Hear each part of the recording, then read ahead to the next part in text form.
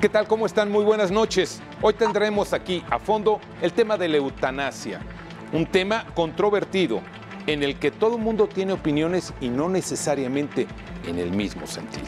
Hoy vamos a escuchar voces diversas y vamos a saber qué es lo que realmente significa esta palabra, esta acción.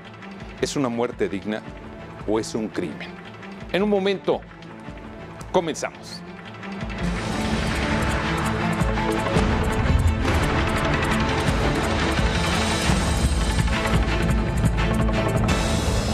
A fondo, con Eduardo Campos.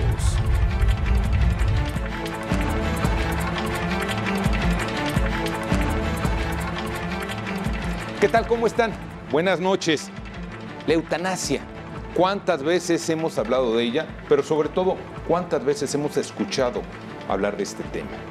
¿Qué es lo que la gente realmente conoce de ella? ¿Dónde se originó este tema tan polémico? ¿Por qué se originó? Y sobre todo, ¿cómo lo podemos abordar en este 2017, en el siglo XXI? Para eso tenemos en esta mesa que nos van a ayudar a tener luz en este tema tan controvertido, al maestro Óscar Clavelina, quien es profesor de la Facultad de Psicología de la Universidad Nacional Autónoma de México. Óscar, bienvenido, muchas gracias por estar aquí con nosotros. Muchas gracias. También tenemos el gusto de que nos acompañe el licenciado Óscar Méndez. Él es tesorero de la Asociación Mexicana de Juristas Católicos de México. Óscar, bienvenido, muchas gracias. Gracias. Y finalmente tenemos en esta mesa a un hombre que seguramente nos va a dar mucha luz en este tema, el doctor Felipe Martínez. Él es presidente de la Asociación Mexicana de Tanatología. Bienvenido, doctor. ¿Qué tal? Gracias. Buenas noches. Buenas noches. Señores, sin más preámbulo, ¿qué debemos entender de manera global cuando hablamos de eutanasia? Tienen la palabra ustedes. Yo creo que sabemos todos, etimológicamente se habla de una buena muerte. Sin embargo, a lo largo de diferentes momentos, bueno, autores, investigadores han dado sus definiciones, sus puntos de vista, y se habla como eutanasia aquella intervención, medida que se aplica o se deja de aplicar para que la persona deje de sufrir. Como sabemos, el fondo mucho que se busca, y así es desde el movimiento que se inicia desde muchas épocas atrás en diversas partes del mundo, lo que se busca es que la persona ya no sufra. Correcto. Eso es lo que se busca. Sin embargo, a la par de este movimiento a favor de la eutanasia, también surgen otros movimientos, otras acciones importantes, igualmente con ese fin de que deje de sufrir la persona, y que se llaman los cuidados paliativos. Se dice que si los cuidados paliativos no hubieran iniciado hace ya más de casi medio siglo o un poco más en diferentes partes del mundo, quizás desde unos enfoques dicen la eutanasia hubiera estado más avanzada, porque caminan de diferente manera, ¿sí? Entonces yo creo que aquí en México sabemos, en los últimos años se habla ya de los cuidados paliativos, y hablamos que en los cuidados paliativos también igualmente se busca el alivio del sufrimiento, pero con un enfoque importante que se llama ortotanasia. Y la ortotanasia busca precisamente la muerte recta, no la vamos ni a adelantar ni a retrasar. Ahorita vamos a ese punto. Óscar, legalmente, ¿en qué momento nos encontramos aquí en la Ciudad de México? Por ejemplo, y en el país. Si me permites, yo creo que me voy un paso atrás. Okay. Porque aquí la eutanasia, en el sentido histórico, también es interesante verla desde una óptica más global y entender este movimiento de la eutanasia. No es nuevo. Y podemos decir que incluso hasta Hipócrates había sido la regla de la antigüedad. Siempre este juramento de Hipócrates marcaba esta idea de conservar la vida, que el médico estaba para salvar la vida.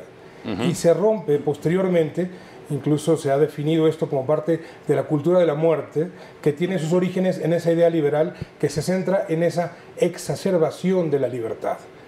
Ya no es el ideal moral, ya no es buscar si es bueno o es malo, sino si yo estoy de acuerdo con esto, eso es suficiente para que esto tenga el carácter de bueno. Pero no vas a llegar ante la autoridad judicial a decirle yo creo que esto es bueno o malo, porque ya la ley ahí ha marcado un camino donde creo que todavía hay gran confusión. Pero recuerde, Eduardo, que el derecho positivo es parte de estas fuentes, parte de este sentido. Y vamos ahora sí al tema que me preguntabas. ¿Qué ha pasado con la Constitución? Bueno, pues ha venido en la Constitución de la Ciudad de México la controversia en su momento que el senador Ortega presentaba sobre el artículo 11, generaba este tema de la muerte digna. Esta muerte digna, tú me dices que no podemos hacerlo, simplemente te preguntaría yo, ¿qué es muerte digna y para quién es muerte digna? ¿No? O sea, no podemos generar conceptos tan ambiguos. Estamos cayendo en este sentido de usar inadecuadamente las palabras. ¿Qué es muerte buena? O sea, ¿cómo podemos utilizar estos términos tan sensibles en temas tan controvertidos, tan generales? ¿Qué pasa con esta ley que se ha quedado en este término? Todo el mundo tiene derecho a la muerte digna. Como estamos viendo aquí en el artículo 6, pero también en el artículo 11 de la Constitución de la Ciudad de México, hay hasta confusión. Hablan del tema, pero no lo especifican de manera concreta. Entonces, por supuesto. Quedará las demás leyes y ahí es donde vendrá el problema y ahí es donde vendrá la posterior controversia. O sea, está ya en el texto constitucional y su aplicación tendrá que considerar todos los supuestos de los que el doctor hablaba hace un momento, de los alcances que en este sentido se tienen. Hay que empezar a dividir, porque en esa aplicación de buena muerte hay una cosa que es positiva y otra cosa que es negativa. No es lo mismo un acto positivo que provoca la muerte de un ser humano que un acto negativo que simplemente permite que ese hecho natural de la muerte suceda. Y tendríamos, para rematar con esta idea, que entender que estos cuidados paliativos tan importantes se convierten en un punto en el que estaremos todos de acuerdo que el Estado tiene que actuar y proteger de manera más constante para que la vida sea tratada con la dignidad que ésta merece. Oscar, yo te preguntaría, ¿hay un paso previo a la eutanasia o muchos pasos previos a la eutanasia? Psicológicamente, ¿cómo podemos entender este tránsito? Sí. Bueno, primero que nada, me voy a remitir a lo que han comentado acá, a las palabras, ¿no? De pronto la palabra vida y la palabra muerte existe en toda la humanidad, pero no se entiende igual. Entonces, cuando entramos a un plano de legislación, ¿cómo podemos entender y decir de forma horizontal que la muerte es lo mismo para todos? No puede ser lo mismo para todos y no se ha hecho igual en diferentes épocas históricas, y en ese sentido ese es el paso previo a la muerte. O sea, una cosa es vivir. Cuando alguien va a concebir, bueno, se crean un montón de cuestiones alrededor de la concepción, hombre, mujer, colores, nombres, etcétera. La muerte sucede igual, pero se entiende distinto. Entonces, en ese sentido, estas palabras son difíciles de aplicar en hechos y en actos, pero también en la vivencia misma, ¿no? Entonces, ese pasito previo a la eutanasia tendría que ver con cómo concebimos a la muerte, cómo la definimos, cómo la vivimos, y sin lugar a dudas en un México en el que estamos multiculturalizados, porque hay una multiculturalidad, cómo se define y cómo la entiende cada persona. Ese es un pasito previo precisamente a decidir frente a este concepto que es la eutanasia. En ese sentido, cuando nosotros no solamente nos enfrentamos a este problema, sino nos enfrentamos a una suerte de escenarios diversos, legales, médicos, psicológicos, éticos, morales. Entonces ahí entra todavía se enreda más la situación. Por otro lado, también de pronto parecería que nos enfocamos a los familiares y no al paciente mismo, y también podemos entender que hay un paciente que puede decidir, pero también hay pacientes que no pueden decidir, o sujetos que no pueden decidir por la condición. También entran, sin lugar a dudas, intereses de todo tipo, intereses económicos, intereses morales, intereses sentimentales, emocionales. Entonces, todos estos escenarios convergen y lo vive ya sea el familiar o las personas que son cercanas al sujeto que está viviendo este proceso, y que vienen un pasito antes precisamente de decidir. Por eso es muy difícil precisamente entender la eutanasia, más que allá de la significación de la dinámica misma de la eutanasia. Pero sin duda, cuando una persona piensa en la eutanasia, es porque está buscando una salida a una situación. ¿Es así, señores? Sí, por supuesto, pero aquí si nosotros nos remontamos a los países que ya desde hace años han legalizado la eutanasia, a veces decimos qué es lo que vamos a aprender y qué vamos a desaprender, ¿sí? Para ver realmente justamente qué es lo adecuado o inadecuado.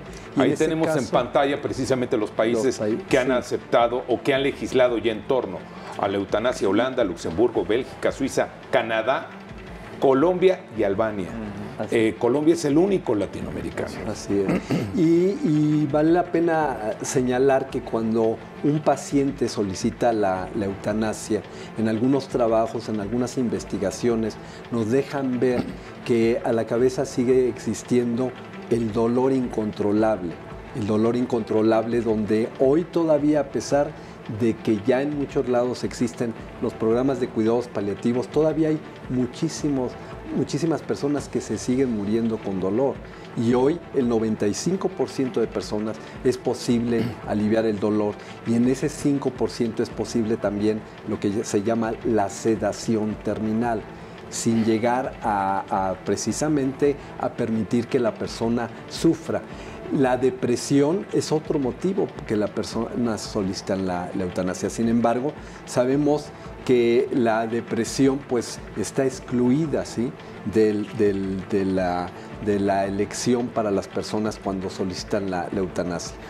Algo que nosotros vemos frecuentemente se le llama la pérdida del control. ¿Qué significa la pérdida del control? Que la persona de alguna manera se le priva de su autonomía. Ya no puede decidir, se le hace a un lado. Eso lo vemos frecuentemente en los extremos de la vida, tanto en el caso de los niños como en el caso de los adultos mayores. Mi experiencia es con las personas de edad avanzada, y quienes toman las decisiones son los hijos, son otros familiares, sin permitir que las personas mismas participen cuando pueden participar, ¿sí? Decía Oscar hace un momento, hay momentos en que ya no puede participar porque mentalmente ya no es posible, pero en ese caso le toca al familiar y así lo marca la ley. Sin embargo, aquí son medidas que hoy los familiares, hoy el mismo personal de salud, quitamos ese control, quitamos esa autonomía al ser humano, y eso le hace que se nulifique y definitivamente diga me quiero morir, ¿sí? Vamos a hacer una pausa, regresamos en un momento porque, pues ustedes están viendo, el tema se está complicando. Vamos a clarificarlo en un momento más. Una pausa, regresamos.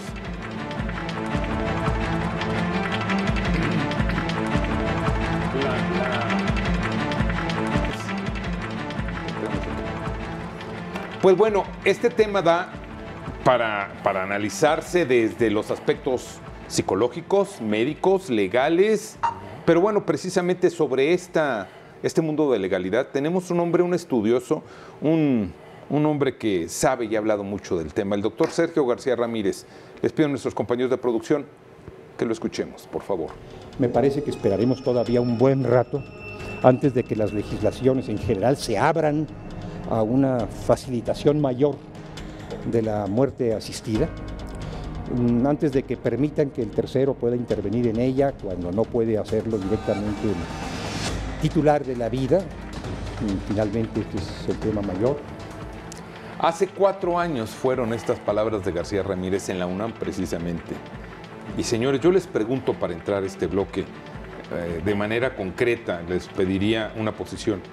¿Eutanasia sí o no, Oscar? Sí, respetando precisamente el privilegio del sujeto que la está viviendo, y también no respetando el privilegio del sujeto, o sea, porque no podemos decir, como lo comentaba previamente, de forma horizontal, que en el caso de cuando existe el sufrimiento en particular, hay personas que no quieren morir. ¿Eutanasia sí o no? No, en el sentido sobre todo de la eutanasia, cuando referimos, porque a veces se confunde mucho, yo insisto, eutanasia activa no, eutanasia pasiva, muchas veces hemos participado en esa, ¿sí? Porque de alguna manera es quitar alguna medida, alguna tecnología que está prolongando sin justificarse el que la persona realmente esté conectado a un respirador y ya no se justifique, ¿sí? Ahí nosotros participamos y asesoramos a la familia, orientamos y ayudamos, ¿sí? Pero definitivamente una eutanasia activa no, porque de alguna manera nosotros que representamos a una asociación de tanatología, que trabajamos en una línea para que también las personas no sufran, de alguna manera nuestro punto importante es ayudarles a que vivan hasta que mueran. Oscar, tanatología, un punto importante, pero tú dinos, ¿eutanasia sí o no? Es que volvemos a la trampa del término. Por supuesto que estamos a favor de que se den cuidados paliativos. Por supuesto que estamos a favor de que en los momentos que sea necesario no se prolongue más el sufrimiento por medios artificiales, pero no aquella eutanasia positiva, y no a partir del sujeto, sino a partir de la norma que permita que sea bueno o malo, ¿no? No podemos dejar en esa subjetivización un concepto tan delicado como la vida o la muerte. Y entonces, ¿cuál es la diferencia? ¿Qué debemos entender cuando hablamos de eutanasia o muerte asistida? ¿Hay diferencia? Es que hay mucha confusión precisamente en esto. Ahí definitivamente, cuando nosotros hablamos de muerte asistida y en muchas líneas que escriben diferentes personas, pues aterrizan justamente en la eutanasia como tal. Hoy algunos proponían que realmente el término eutanasia finalmente pues tendría que aplicarse a lo que es la eutanasia activa, ¿sí? Y lo demás pues realmente es justamente lo que realmente hemos estado insistiendo, la ortotanasia, donde nosotros no vamos ni a adelantar ni a retrasar. Yo creo que México, en ese momento que estamos viviendo momentos incipientes del desarrollo de los cuidados paliativos, toda nuestra orientación, todo nuestro trabajo en diferentes ámbitos debe ser encaminado a eso, porque estamos realmente en pañales de cuidados paliativos. Son muy pocas las personas que se benefician de estos programas. Todavía se tiene que trabajar mucho para que realmente esto llegue a todas las personas que necesitan esa atención y reciban esa muerte digna que se habla. El término de muerte digna, cuando nosotros hablamos, porque en la medicina, pues ese es un objetivo importante que se tiene para el siglo XXI mundialmente, ¿sí? Y entonces todos los países, la misma Organización Mundial de la Salud ha presionado para que todos los países cuenten con ese programa de cuidados paliativos para que se logre esa muerte digna. Pero morir dignamente es morir con ese deseo de haber elegido cómo quería morir la persona, ¿sí? Pero llega un momento en que cuando estás ya con una enfermedad terminal, claro, en muchos de estos casos, lo que estás buscando es una solución. Y entonces, ¿qué pasa, Oscar? En ese sentido, por eso insisto, respetar la decisión del sujeto, porque entramos precisamente en una dinámica muy interesante. Cuando se habla del suicidio, por ejemplo, se maneja que es el acto más egoísta del sujeto, ¿no? En este caso, que hay una enfermedad terminal y decide irse por el camino de la eutanasia, lo podemos tomar como un suicidio. Eso es complejo, es sumamente complejo, porque a lo mejor él está decidiendo morirse, así como un suicida que tiene la intención y lo hace, lo ejecuta. En este caso, el enfermo, el sujeto que ya tiene una enfermedad terminal, decide exactamente lo mismo, pero no se maneja como un suicidio. Se maneja como un derecho a la eutanasia en ese sentido. Pero si esta cuestión del derecho a la eutanasia precisamente tiene muchas connotaciones, porque en psicología decimos la realidad no es una realidad egoísta, es una realidad social. Entonces yo no puedo decir, mi realidad la voy a ejecutar, no, mi realidad tiene que ver con mi religión, con mi sistema de creencias, con mi cosmovisión, con mi sociedad. Entonces, una decisión de este tipo no es en particular egoísta, es una decisión colectiva que el sujeto la tiene que tomar. ¿Difícil? Sí, porque cuando uno es pariente o uno es cercano a una persona que tiene una enfermedad terminal, sufre. Claro. Pero la persona que tiene la enfermedad terminal no solamente sufre esa decisión, sufre la enfermedad terminal. Pero aquí estamos cayendo en un tema diferente, porque estamos hablando de que lo que motiva un poco esta controversia es la legislación. Y la legislación tiene que ser vista desde el Estado. Entonces el Estado tendría que tener 3 principios diferentes. Uno, coincido plenamente, que nos sale debiendo en todo lo que tiene que ver con cuidados paliativos. Pero el otro es que dejando a la voluntad del sujeto es la manera en que el Estado se exime de definir y de darle categoría a esta posición. Como decía hace un momento, si nosotros creemos que lo que estamos tratando de encontrar es la búsqueda de una salida, la encontraríamos creando entonces también lugares para que la gente vaya a suicidarse.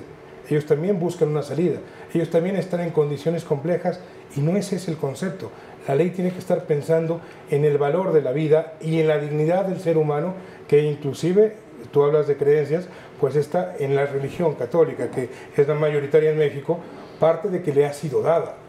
Entonces no podemos ignorar esa realidad de que en la mayoría de las religiones esta vida ha sido dada y no le pertenece plenamente. Entonces no podemos decir que una gente, porque está en esa circunstancia, deja de tener dignidad, que esa vida, porque el ser humano se reduce a momentos tan críticos, tan difíciles, y a la cual por supuesto hay sensibilidad, porque todos podremos estar en ese momento, deja de tener dignidad y debe de ser tratada con toda esa dignidad. Parte de esa dignidad es no destruirla. Es parte de ese respeto, porque parece que nos engañan con nuevamente esas palabras dulces con las que ahora nos presentan como gran avance, cuando en realidad es un retroceso, y ese retroceso social nos pasa cuentas.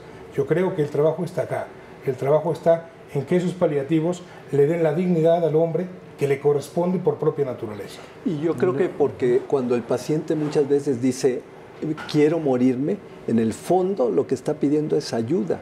Lo que pide es, quítame mi sufrimiento, alíviame el dolor. Nosotros cuando vemos pacientes, nos llegan pacientes pidiendo eso, póngame una inyección porque ya no puedo continuar así. Entonces lo que quiere es que le aliviemos el dolor.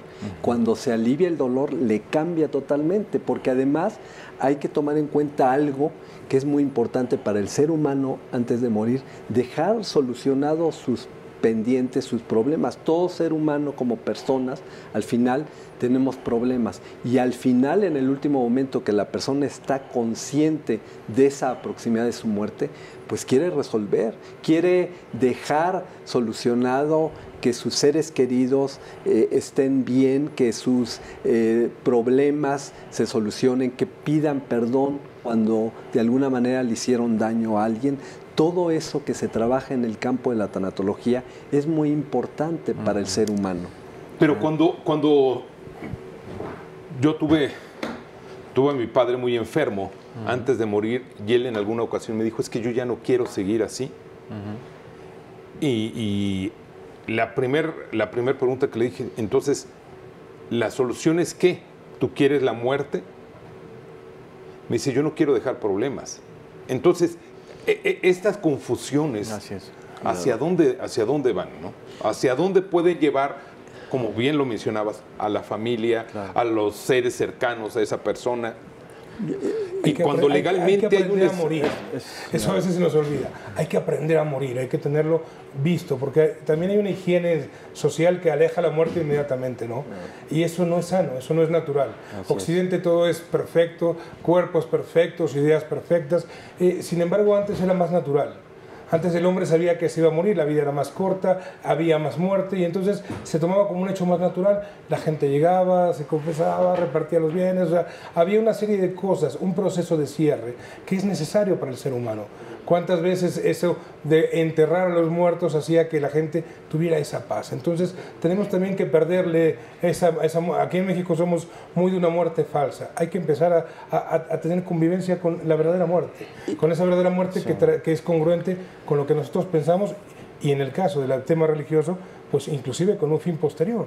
Entonces, si somos congruentes con nuestra forma de ser, empezaremos a ver la muerte desde otra perspectiva, ¿no? Como un paso para un fin. Humanizar a la muerte, ¿no? Encontrarle significado y poder hablar de ella, ¿sí?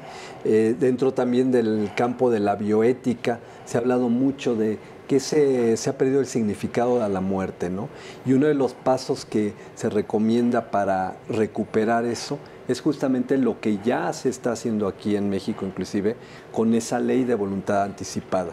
Esa ley de voluntad anticipada que le permite a la persona participar, tomar decisiones, preguntarle si quiere irse a su casa, si quiere el tratamiento cuando ya no hay curación o ya no quiere, o qué es lo que quiere, ¿sí? El preguntarle, el tomarlo en cuenta, le cambia mucho, y estamos hablando entonces de la calidad de vida del ser humano al final, y eso va dirigido a esa muerte digna. Y no estaremos siendo un poco ingenuos, porque esto es muy positivo, pero no podemos entender la eutanasia sino como parte de un movimiento que va más allá, ¿no? O sea, ojalá fuese esa la visión, pero las leyes en realidad van abarcando mayor y mayor espacio. En Holanda es el ejemplo, y las consecuencias holandesas es el incremento de una serie de muertes que no deberían haber ocurrido. En Bélgica simplemente, antes de ir a un corte, en Bélgica simplemente de su aplicación de la legislación que ya se hizo al día de hoy, ya van casi 20,000 muertes por la aplicación de la eutanasia. No. Vamos a un corte, regresamos y vamos a hablar una buena muerte. Regresamos.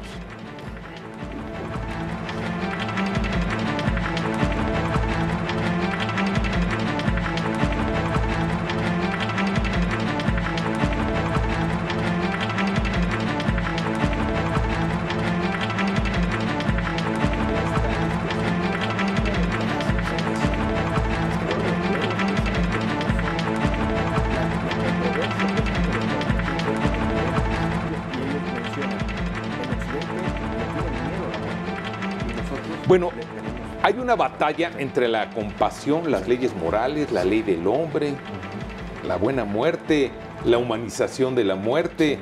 A ver, tú estabas hablando ahorita en el corte de estos. Sí, hay una película muy, muy bonita que crea precisamente mucha controversia ética y moral y de todo tipo. Se llama Amor, ¿no? Es una película que me parece que ganó el Oscar. Es una pareja de ancianos, de personas de la tercera edad o en este periodo de la vida. Y al final se da, en términos legales, el varón mata a la persona, a su mujer, ¿no? Porque vive todo un proceso de enfermedad terrible. Y antes de empezar a vivirlo, la mujer le dice, yo no quiero ir a un hospital, no me lleves a un hospital, quiero morir aquí y aquí quiero terminar. Entonces le deja la voluntad a su pareja. En ese escenario incluso entra una persona joven, que es la hija, y empieza a manejar una suerte de dilemas morales y éticos. Y el varón le dice, tú no tienes nada que hacer aquí, esta es una cuestión entre tu mamá y yo. Entonces es una película tan bonita que precisamente refleja la condición humana. Entonces, cuando hablamos de eutanasia, vemos y exponemos nuestra fragilidad humana, nuestra condición humana. Entonces, cuando estábamos retomando la idea de humanizar la muerte, en ese sentido, y yo apelo mucho a esto, es sí ver el marco legal, ver las funciones del Estado frente a esto, pero sin lugar a dudas, los que presentamos o los que presenciamos o los que llegamos a vivir muy de cerca esto, sin ser precisamente los sujetos que estamos padeciendo o estamos sufriendo, pero sí lo llegamos a vivir de cerca, tenemos que entender que debe haber un respeto. Y a veces, y en muchas ocasiones, el marco legal o las prácticas profesionales, incluyendo la mía, deja de lado ese respeto por un marco ético. Y ese respeto tiene que ver con el sujeto, con su cultura, con su cosmovisión, con su forma de percibir la vida, incluso en este sentido, y apelando a la humanización de la muerte, ¿qué entiende por muerte? Ahí es a donde yo pongo el punto, y por eso de pronto crea... Y ahí legalmente, es de lo que tú estás hablando, está reflejado en el artículo 132 de la Constitución, donde nos señala que, pues simple y sencillamente, quien presta auxilio... A ver, explícanos mejor este asunto. Bueno, primero entendamos que estamos hablando de dos normas diferentes. Sí. La Constitución Federal, en la cual no está prevista. No, claro que no. Y eso es un tema. Ha habido controversia sobre la constitucionalidad de este artículo. Porque la defensa de la vida viene no solamente en la Constitución, sino en los diferentes tratados que están por la vida. Esta es una constitución que ellos han llamado progresista, a mí me parece todo lo contrario, me parece que regresa hacia atrás, porque, porque abre la puerta. La intención del senador Ortega era ir con esa inercia que no es solamente la protección del paciente, sino es todo lo que sigue en esa eutanasia llevada al límite, en esa exageración. Entonces, ¿qué debemos entender por esto? Que no está permitido. Los códigos penales no es momento, no nos da el formato para ver cuántas veces el delito de la eutanasia se ha regulado como tal, ¿verdad? Ciertamente menos grave que el homicidio, pero siempre se ha considerado como eso, como una participación en la muerte sin que tenga justificación. Y déjame salirme un momentito para retomar esa idea que él tenía. Nosotros hemos empezado a acostumbrarnos a una teoría muy sensible. Cada uno de estos temas va acompañado por una muy profunda propaganda. Cuando no es Hollywood, son toda una carga de ideas tan sensibles que obedecen a ese fin, a esa cultura de la muerte, a mi juicio, ¿no? Entonces no podemos caer en eso. Tenemos que volver a ser mucho más serios, ¿no? Porque nos ponen el caso más patético, más complicado y con violines y haciendo que el caso se vea dramático. No, no ese es el tema. Eso atrás trae la puerta de todos los demás momentos en los que no son esos casos dramáticos, sino son la aplicación práctica, el momento en que el Estado puede llegar a utilizar, como bien decíamos, esto para la muerte hasta por cuestiones económicas. Entonces, no podemos ver esto solamente en el caso Rosita, sino vamos a verlo en su generalidad, vamos a verlo con las malas consecuencias que esto ha tenido en otros países. Esta eutanasia no es inocente, esta eutanasia es criminal. De todos esos holandeses que han muerto, muchos ni siquiera tenían la conciencia, la capacidad psicológica de poder pedir lo que estaban pidiendo y que del suyo era malo. A ver, pero se complica todavía más el panorama, sin duda. Y déjame agregar todavía una variable más. México es un país, lo mencionaron ustedes ahorita, multicultural. Así es. Y si hablamos de cómo conciben la muerte los indios yaquis, es totalmente diferente a cómo la conciben la gente de Yucatán. Claro. O la gente de Tlaxcala, o aquí en la Ciudad de México. Entonces, yo creo que la muerte en sí es un acto individual. O sea, hay tantas muertes como personas se mueren. Yo creo que aquí depende mucho exactamente de su historia de vida. Yo creo que aquí debemos considerar su vida, porque realmente se ha comentaba Oscar, hay que aprender a morir, pero vamos a aprender a morir aprendiendo a vivir. O sea, yo creo que no podemos separar muerte de vida ni vida de muerte. Pero aquí yo creo que buena muerte es aquella donde la persona va a estar tranquila, va a estar rodeado de sus seres queridos, va a estar satisfecho con lo que ha hecho.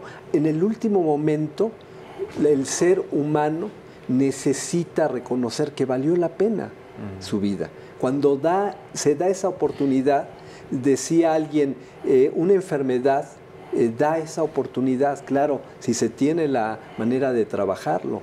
En muchos momentos, desde la persona que ha sido albañil, desde la persona más humilde, desde la persona millonaria, todos necesitan al final esa pregunta de decir, ¿qué hice? ¿Valió la pena o no valió la pena? Porque el ser humano necesitamos al final darnos cuenta de nuestros logros para que al final se vaya. Ver ese corte de caja cómo está, ¿no? Sí. Exactamente, sí. Entonces la trascendencia es muy importante y eso es parte de la espiritualidad del ser humano que es inherente de cada persona. ¿El maniqueísmo aquí entonces dónde queda?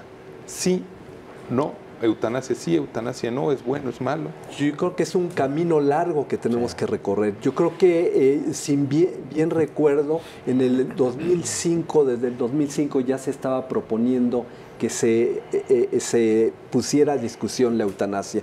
Y fue el momento que se inició el trabajo a lo que se logró en el 2007 y luego ya darse a conocer la ley de voluntad anticipada. Hoy en día yo creo que justamente con toda esa heterogeneidad que existe en nuestro país, yo creo que debemos de ponernos a trabajar por lograr que las personas al final tengan lo que necesitan. Pero en esa parte que a veces ha sido muy confuso decir, permitirles que ellos decidan, pero dentro de lo que es ético, moral de cada persona, ¿sí? Pero, y esta ética y moral tiene ya que pasar de esa oscuridad, porque aparte, ¿qué quiere decir? Que Occidente empieza a tenerle miedo a la religión. Y a ver si podemos madurar un poquito más, ¿no? O sea, podemos incorporar estos valores religiosos en la propia visión de nuestras leyes. O sea, esa necesidad del Estado laico no tiene que ver con esto. Nosotros no podemos ignorar que la gente tiene una religión y que esa religión tiene también cabida en las leyes y cabida en estos debates. O sea, ya tenemos que romper eso. Me parece que estoy en el siglo pasado cuando todavía eso nos cuesta trabajo hablarlo. Aquí también hay posiciones muy claras en ese sentido y esa trascendencia no tiene que ser tan simple. ¿Qué visión tiene una gente que tiene una fe que va a llegar al cielo, que va a tener...? Bueno, esa es una visión que debe ser enriquecedora. A ver si logramos que nos quite el miedo, a ver si logramos que ese tabú que se ha generado en torno a la religión vaya poniéndose la religión también en la mesa, como parte de principios que en general la sociedad comparte y que le van a dar paz a todos estos enfermos. O sea, no podemos pensar en un tanatólogo que no vaya muchas veces acompañado de este sentido de religiosidad. O sea, los tanatólogos, más que los abogados, entendemos esto o entienden esto, ¿no? Sí, por supuesto. Me parece que aquí entra precisamente otra complejidad. No podemos hablar de religión, tendríamos que hablar de religiones, porque el hacer un acto de decir la religión, pongamos en términos concretos, católica, e incorporar la religión católica a un marco jurídico, bueno, ¿y el que no es católico? Hay una ventaja, es que en este punto coinciden casi todas. El que no, ahí sí difiero. Hay actos religiosos, de religiosidad, rituales, ahí sí, en todos coincide, en todo grupo humano, con una religiosidad, con un acto ritual, sí todos coinciden.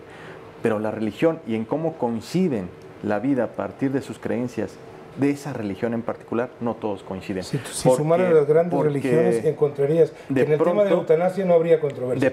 Habrá minorías. De pronto, cuando encontramos, por ejemplo, una religión como la católica, que se suscribe a un contexto occidental, o una religión como la budista, que es un contexto oriental, pueden ver la muerte, pero no se suscriben y no se entiende de la misma forma. Entonces, ¿cómo incorporamos al budismo, a la religión musulmana, al catolicismo, etcétera, en una ley, en un marco jurídico? No se puede. Y si contemplamos una sola, estamos cayendo en el error precisamente que el marco ético, en el caso de lo jurídico, no contempla. Por eso veo que es difícil, no imposible, eso sí, porque tiene que haber coincidencias, pero es difícil de pronto tomar un aspecto legal o jurídico y decir, esto es para todos. ¿Por qué? Porque no puede ser para todos. Hay singularidades, decía el doctor, tenemos que tener ese respeto, esa sensibilidad a la ética y moral singular. Pero decía en el corte, hay lugares donde se comía carne humana, pero sentido, no por eso las normas o no por eso las leyes van a regular sobre este tipo de conceptos. Pero la antropofagia es otro fenómeno. En este caso, que estamos hablando de una cuestión de muerte que habla de la eutanasia, en ese sentido puede haber coincidencia, y de hecho la hay, pero no podemos decir que la coincidencia es símil de igualdad. Porque cuando decimos que hay coincidencia y símil de igualdad, ahí entramos en un problema. Hay coincidencia y en ese sentido la coincidencia ética y moral del sujeto como la percibe, sí tiene que ser respetada y tiene que ser en ese sentido trabajada de distinta forma a la ética y moral de otra persona que concibe la muerte de otra forma. Porque si decimos, bueno, estos dos, hay un trabajo, pero hay un trabajo que concibe a la muerte. Yo he dicho que se debe considerar y se debe no tomar el tema, pero cuidado, porque si vamos al tema filosófico y ontológico, va a haber ese tema en el que tenemos que definirlo. Lo bueno y lo malo no puede ser ignorado. Claro. Esos principios tienen que ser considerados en una universalidad que abarca perfectamente, y lo que yo he dicho es que también, cuidado, es que el tema religioso no debe ser ignorado, ya debe ser incorporado, porque eso lo que nos hace es, no nos enriquece. No. Ahorita regresamos precisamente para seguir abundando sobre esto. ¿La religión debe estar presente en la eutanasia? Vamos a verlo. Está presente. Regresamos. Está presente. Está presente, nos dicen aquí nuestros invitados. tenemos una ocasión en la que yo fui a navegar.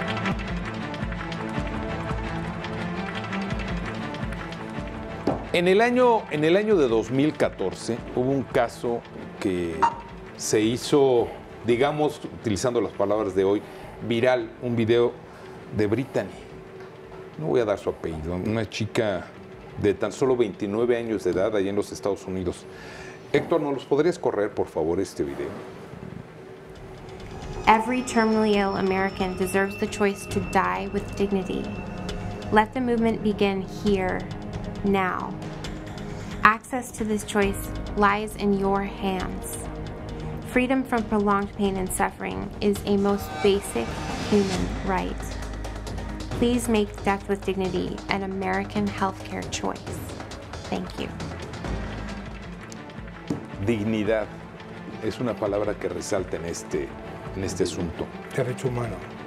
Derecho humano. ¿Hay derecho a la muerte? Yo les pregunto. ¿Hay derecho a la muerte? No. No hay derecho a la muerte. Yo No así. creo que aquí el punto medular de todo eso es el alivio del sufrimiento. Tanto la eutanasia es lo que persigue y en los cuidados paliativos también se persigue esto. Entonces yo creo que aquí la parte de ver exactamente hacia dónde vamos con ese derecho y con esa derecho al final es derecho del alivio del sufrimiento, pero de cómo. De alguna manera, si nosotros vamos a ver la muerte digna, tiene que ser en esa persona. Y yo creo que como personas insistiendo es que independientemente que digamos qué es lo que quiere la persona, y a veces como ya redundamos es me quiero morir, pero ¿cómo te quieres morir? ¿Sí? Claro. O sea, realmente a veces el solo hecho de una eutanasia a veces ya está para muchos complicándolo y incrementando su sufrimiento, ¿sí? Entonces, yo creo que aquí lo importante en todo esto también es que la persona se sienta acompañada, se sienta respaldada. En un caso y en todos estos, desde el caso ejemplo de la película, desde tomar una decisión, yo creo que el tomar una decisión tiene que ser respaldado por alguien. Aquí a mi manera de ver, aunque nosotros no podemos juzgar y no debemos juzgar, al final se da y punto, pero finalmente decimos, bueno, ¿por qué no tomar en cuenta en este caso del que nos comentaba Oscar de la película, el padre a su hija, el hacer a un lado a la hija es no incluirla en algo tan importante que es la muerte de su madre? O sea, yo creo que en todos los casos que nosotros vivimos es incluir a todos, tomar en cuenta y cada quien dirá yo quiero y yo opino, pero cuando las personas hablan de estar de acuerdo o no estar de acuerdo, lo que necesitan al final es que se sientan apoyados, respaldados. Como seres humanos, cuando se está viviendo la proximidad a la muerte, se va viviendo un desgaste emocional, donde hay una hipersensibilidad, donde se necesita la mano de alguien, se necesita la palabra de alguien, el apoyo de alguien, ¿sí? Y eso es lo que al final le va a dar esa paz y esa tranquilidad, independientemente de lo que la persona esté queriendo que se acelere. Por supuesto, retomando la religión es muy importante, porque hoy lo vemos y cuando las personas al final han pensado que existe algo más, se van más tranquilos, se van con más paz. Y las personas que al final no creen en un todopoderoso, en un Dios, al final tienen una necesidad de algo, de alguien, pero que al final necesitan pues el apoyo y decir, pues trasciendo a través de algo o alguien. Sí. Creo que el punto medular de esto es, pues sin lugar a dudas, cómo se concibe la muerte. Y algo que sí aporta a cómo se concibe la muerte es, como cualquier ser humano, tener un acompañamiento en todo este proceso. Cuando podemos nosotros aquí polemizar, como está sucediendo, podemos legislar, podemos aportar, pero sin lugar a dudas, cuando alguien está viviendo un proceso de enfermedad, que sufre y que lo lleva precisamente a ese límite de la vida, seguramente opinaríamos diferente. O sea, ya nosotros ser el sujeto que está sufriendo y que se acerca a esta decisión. En un caso particular, con respecto al acompañamiento, la gente que sufre no toma una salida o no toma una salida, un camino de que me quiten el sufrimiento, porque de entrada sabe que quizá ese sufrimiento no va a acabar. Por ejemplo, en un caso de cáncer, no va a acabar el sufrimiento, y aunque tenga unos cuidados paliativos que lo mantengan de alguna forma con un poco más de calidad, el sufrimiento no va a acabar. Y en un caso particular que retomo, el caso de mi padre, con respecto a mi abuela, su mamá, pues mi abuela sufrió cáncer, sufrió mucho. No existía todavía esta idea de la eutanasia, al menos no la concebíamos. Y de pronto mi padre agarra a mi abuela y le dice: descansa, madre, ya hiciste lo mejor con tus hijos. Y mi abuelita murió. Un acompañamiento, nada más. Pero yo creo que el acompañamiento hay coincidencia.